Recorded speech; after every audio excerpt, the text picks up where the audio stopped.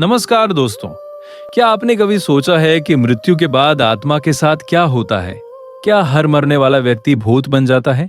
आखिर कुछ आत्माएं भटकती क्यों रहती हैं और कुछ सीधे अपने अगले लोक की यात्रा पर क्यों निकल जाती हैं? गरुड़ पुराण में भगवान विष्णु ने स्वयं गरुड़ जी को इस रहस्य का विस्तार से वर्णन किया है। आज की इस कथा में हम जानेंगे कि आत्मा भूत कब बनती है, क्यों बनती है और उससे मुक्ति कैसे मिलती है। तो आइए शुरू करते हैं ये रहस्यमयी यात्रा। गरुड़ पुराण के अनुसार जब किसी व्यक्ति की मृत्यु होती है तब उसका स्थूल शरीर यहीं पृथ्वी पर रह जाता है, लेकिन आत्मा शरीर छोड़ देती है। मृत्यु के तुरंत बाद आत्मा कुछ समय तक अपने शरीर के आसपास ही रहती है। वह अपने परिवार वालों को रोते बिलखते देखती है, लेकिन उनसे बात नहीं कर सकती। उसे ये समझ नहीं आता कि आखिर उसके साथ क्या हो गया है। यही वो समय होता है जब आत्मा सबसे अधिक भ्रमित और दुखी होती है। गरुड़ पुराण के अनुसार नहीं, हर आत्मा भूत नहीं बनती। सामान्य रूप से जो व्यक्ति धर्म पूर्वक जीवन जीता है उसके अंतिम संस्कार विधि विधान से होते हैं और उसके लिए श्राद्ध तथा पिंडदान किया जाता है। उसकी आत्मा यमलोक की यात्रा पर निकल जाती है, लेकिन कुछ विशेष परिस्थितियों में आत्मा भूत या प्रेत योनि में फंस सकती है। बहुत लोग भूत और प्रेत को एक ही समझते हैं, लेकिन गरुड़ पुराण में दोनों में अंतर बताया गया है। प्रेत वो आत्मा है जिसे अभी तक नया शरीर प्राप्त नहीं हुआ है और जो बीच की अवस्था में है। जब ये अवस्था बहुत लंबी हो जाती है और आत्मा सांसारिक मोह में फंस जाती है, तब वो भटकती हुई आत्मा या भूत कहलाने लगती है। इसलिए हर भूत पहले प्रेत होता है। गरुड़ पुराण के अनुसार जो व्यक्ति अपनी निर्धारित आयु पूरी होने से पहले मर जाता है उसकी आत्मा को अत्यधिक कष्ट होता है, जैसे दुर्घटना, हत्या, आत्महत्या, डूबना, आग में जलना। ऐसी मृत्यु को अकाल मृत्यु कहा गया है। इन परिस्थितियों में आत्मा को ये स्वीकार करने में समय लगता है कि उसकी मृत्यु हो चुकी है। कई बार ऐसी आत्माएं लंबे समय तक उसी स्थान पर भटकती रहती है। गरुड़ पुराण में आत्महत्या को बहुत बड़ा पाप बताया गया है। जो व्यक्ति स्वयं अपना जीवन समाप्त करता है उसकी आत्मा को तुरंत अगला शरीर नहीं मिलता। उसे अपनी शेष आयु तक प्रेत योनि में रहना पड़ सकता है। ऐसी आत्माएं अत्यंत पीड़ा में रहती हैं, क्योंकि उन्हें भूख प्यास तो लगती है, लेकिन वे कुछ खा पी नहीं सकती। यदि किसी व्यक्ति का अंतिम संस्कार ठीक प्रकार से नहीं होता तो उसकी आत्मा को शांति नहीं मिलती। पुराने समय में युद्ध, जंगल या समुद्र में मारे गए लोगों का अंतिम संस्कार नहीं हो पाता था।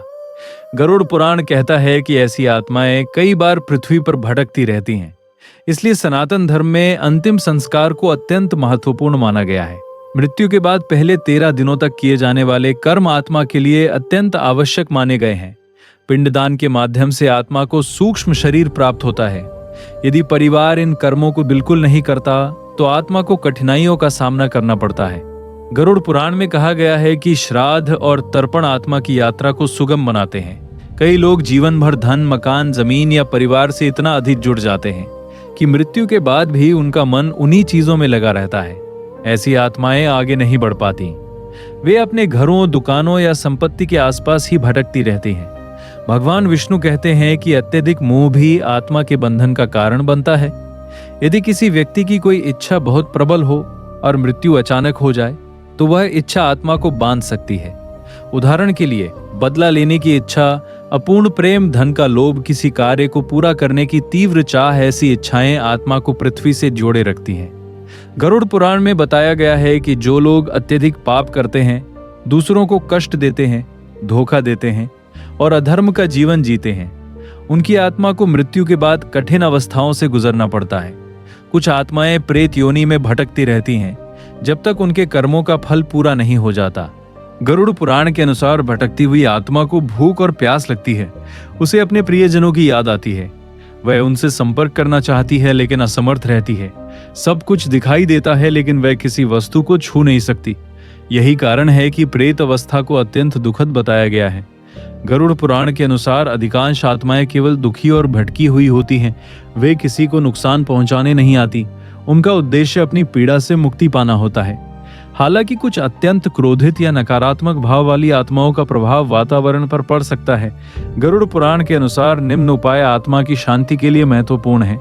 विधि पूर्वक अंतिम संस्कार, 13वीं संस्कार, श्राद्ध, पिंडदान, तर्पण, भगवान विष्णु का स्मरण, गीता पाठ, नारायण बलि जैसे विशेष अनुष्ठान, इनसे आत्मा को आगे की यात्रा में सहायता मिलती है। गरुड़ पुराण में भगवान विष्णु का ऐसा जीवन जीना चाहिए कि मृत्यु के समय उसे किसी बात का पछतावा ना हो। सत्कर्म, दान, भक्ति और सत्य का पालन करने वाला व्यक्ति मृत्यु के बाद भयभीत नहीं होता। ऐसी आत्मा को यमलोक की यात्रा में भी कम कष्ट सहना पड़ता है। दोस्तों, गरुड़ पुराण का उद्देश्य हमें डराना नहीं बल्कि जीवन का सत्य समझाना है। ये बताता है कि मृत्यु अंत नहीं है, आत्मा अमर है और अपने कर्मों के अनुसार आगे की यात्रा करती है। इसलिए जीवन में अच्छे कर्म करें, माता पिता का सम्मान करें, किसी का दिल न दुखाएं और भगवान का स्मरण करते रहें, क्योंकि मृत्यु के बाद हमारा धन, पद और प्रतिष्ठा साथ नहीं जाती, केवल हमारे कर्म साथ जाते हैं। अगर आपको यह कथा पसंद आई हो तो वीडियो को लाइक करें, चैनल को सब्सक्राइब करें और कमेंट में लिखें जय श्री हरि। अगली वीडियो में हम जानेंगे कि प्रेत योनि में आत्मा को कितने वर्ष तक रहना पड़ सकता है।